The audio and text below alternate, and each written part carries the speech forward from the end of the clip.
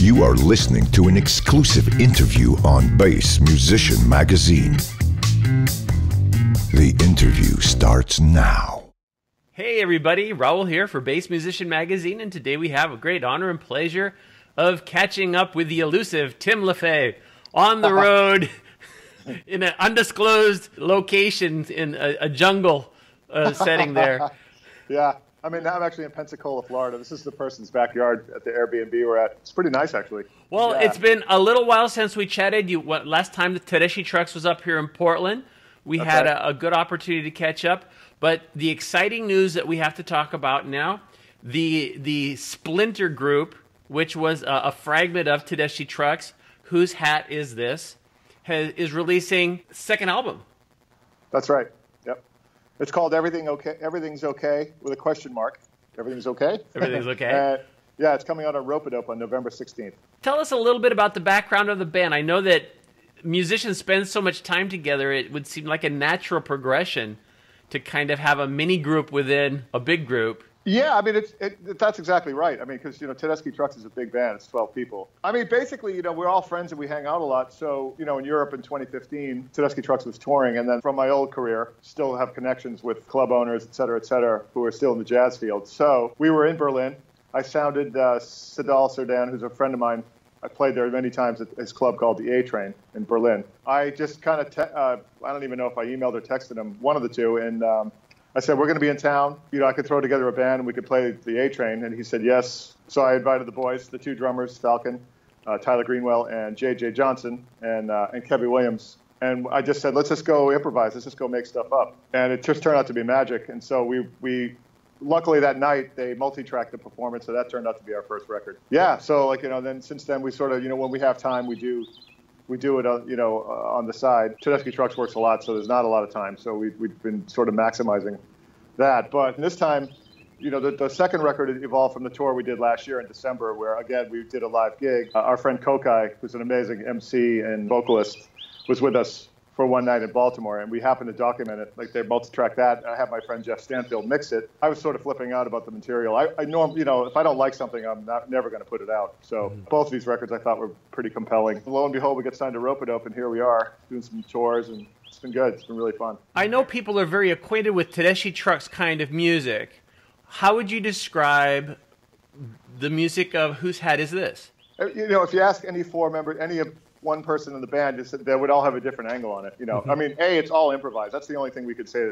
But I feel like it's because of the unique groove capabilities of having two drummers, and these guys sound incredible together. It's like this kind of weaving, kind of like it's the downbeats are just suggested sometimes, and I feel like I'm actually playing bass music or electronica a lot, or just kind of super quirky. That's my approach to it. Like I'm doing some pedal heavy stuff, and I just feel like obviously because we're improvising, it's just incredible freedom to just do whatever I want. And I mean, while listening and being dialed into the band, of course. And Kevin Williams, he's a great receptor vehicle.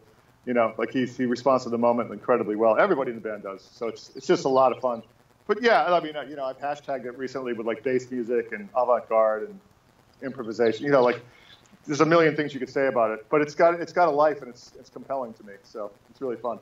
So it has kind of a fluidness to it, I guess, yes. That you kind of have to experience it to know what it is you're listening to.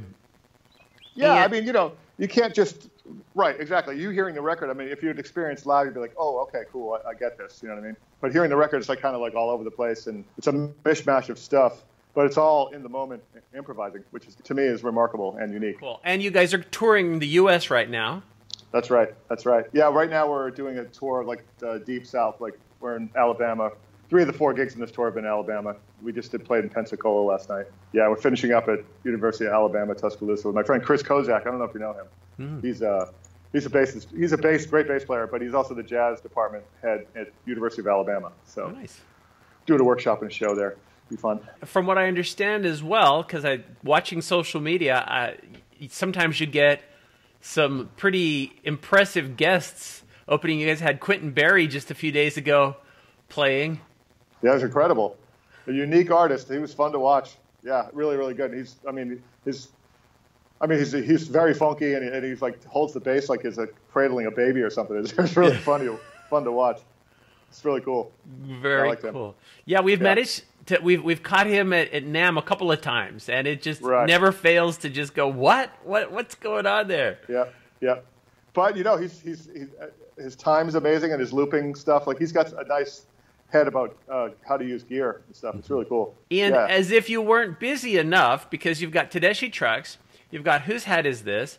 Also, Rachel, your wife, is releasing, you're producing an album for her as well. Yeah, that just came out October 19th. Yep, a lot of fun. You know, I like producing. I'm doing quite a bit of producing these days. And, you know, she's a very talented songwriter, very talented keyboard player too. So we had fun making sounds and making a cool record with a bunch of David Bowie alumni, and Derek Trucks is on it, Doyle Bramhall. Co-wrote a song with Falcon from Tedeshi Trucks on the record. It's good. Like, I felt like it was a family affair. It was really good. Gotcha. Now, she's going to be touring pretty soon as well, if I'm not mistaken. Yeah, she's mid-tour right now, and in fact, she did her record release tour. She's got a couple gigs spotted in here and there, but she's going to be opening up and playing in the band for Rufus Wainwright, supporting this record. So yeah, it's really good. So a lot of interesting stuff coming from that record. It's really fun, and you know, I've been trying to have it be my calling card for producing lately too. You've got to wear multiple hats. I mean, that's really where diversification is where it's at. No, that's right. Absolutely. On that thread, what plans do you have? Can you even think ahead with all this stuff you've got going on? Anything coming up in the future that you'd be working on? Yeah, I mean, I'm starting to produce a couple new artists. By the end, I mean, I'm pretty slammed till the end of the year, but that's not going to start till December. But yeah, there's a couple artists I'm going to be working with. This woman, Riot from LA, Liz Asaro from New York. A couple other things are in the works, like I can't talk about, but yeah, there's quite a bit of stuff going on. So.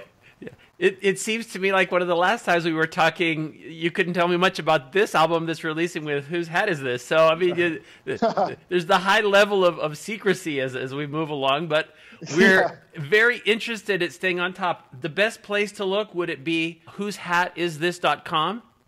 Yeah, there's that. There's the Instagram page. Instagram page we're updating daily. So, like, you know, so we're documenting stuff that's happening on the tour. It's pretty fun. So it's called at Whose Hat Is This Band is the handle, and then also my Instagram page at Tim Lefevbre. Also, I noticed ropeadope.com. Same. Another place to look. Yep.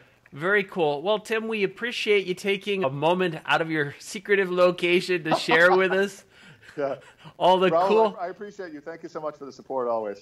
Oh, it's you know, it's all about bass and all about the music, and we love hearing, you know, all the stuff that's going on. Make sure you keep us in the loop. Folks, you've seen him here, Tim Lefevbre, coming to you on Bass Musician Magazine. Thanks a million, Raul. Thanks, Bass Musician Magazine. Thanks for bassing out with us here on bassmusicianmagazine.com.